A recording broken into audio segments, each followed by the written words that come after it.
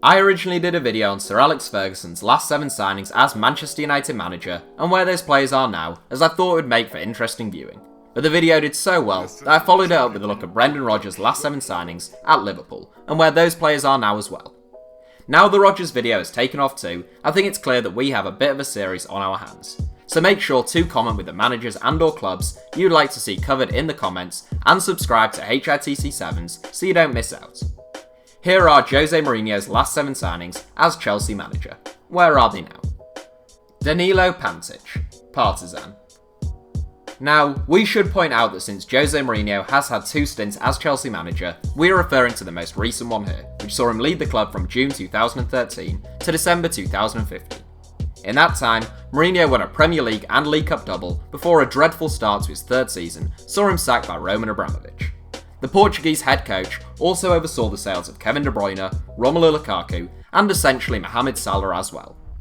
In terms of bringing players in, Mourinho's 7th to last signing was Serbian midfielder Danilo Pantic. Brought to the club from Partizan for a little over £1 million, Pantic is a fairly creative attacking midfielder. Like most youngsters at Stamford Bridge, Pantic has spent his entire time contracted to the club out on loan, firstly to Vitesse, then Excelsior, and now back at Partizan.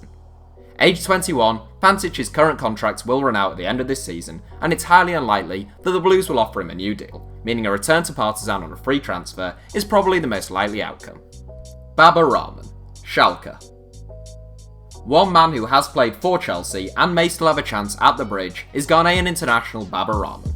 A quick and hard-working left-back come wing-back who cost the Blues an initial £14 million, with the potential to rise to £22 million, Rahman made 23 appearances for the West Londoners in his first season with the club.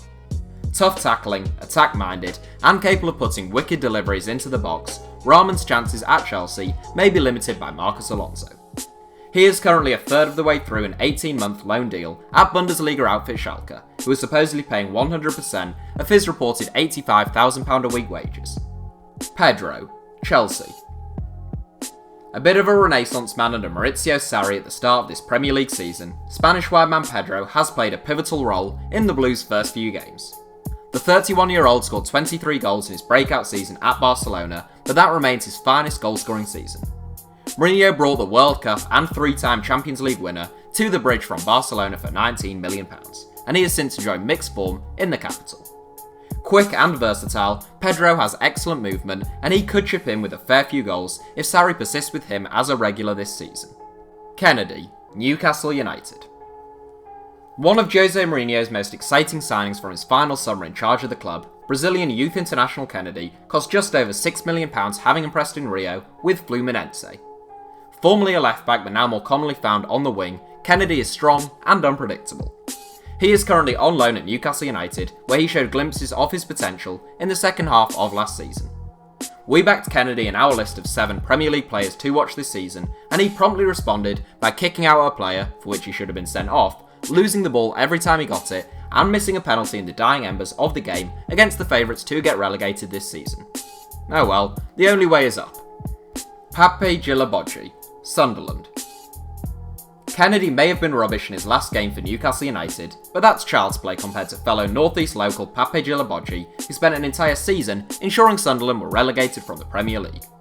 Still with the now League One outfit, DJILOBODJI spent last season on loan in France, but has been unable to secure a move over the summer as of this video's production. Chelsea signed the Senegalese international under Mourinho for somewhere in the region of £3 million, which means he cost them somewhere in the region of £3 million per appearance. Well, that would be true if Sunderland weren't as mad as a box of frogs and hadn't forked out £8 million for him. Ultimately, a decent piece of business by Jose, although we're not quite sure how. Michael Hector, Chelsea. Another perennial Chelsea loanee who has about as much chance of playing for them as my cat, and I don't even have a cat, in fact I'm allergic to them, Jose Mourinho's second to last Chelsea signing was Michael Hector. In a prime example of the Blues stockpiling talent, although that term might be a bit generous in this instance, Mourinho signed the Jamaican international after he looked half decent at Reading for a season in the Championship. Hector's bid to become the most loaned out player in history took a hit this summer, although that is a bid we believe is currently winning after he was seemingly so unreliable in a leaky Hull City defence last season that no one took a chance on him this summer.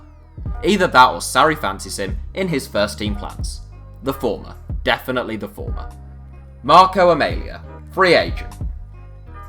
Well, every team needs a backup goalkeeper, and we saw that with Adam Bogdan in the Brendan Rodgers video, but you'd be lying if you didn't say Marco Amelia was a bit of an anticlimax as Jose Mourinho's final Chelsea signing.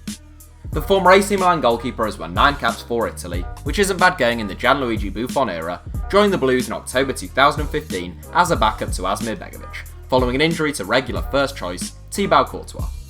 The 36-year-old didn't make a single appearance at Stamford Bridge, and he has played only 4 games for Vicenza since then, currently out of work but not yet officially retired. So that's it for Hour 7. Thanks for watching, feel free to subscribe and turn on notifications for more from us if you enjoyed the video, and you can now also follow us on Twitter for more ramblings from me. Our username is simply @HITC Sevens.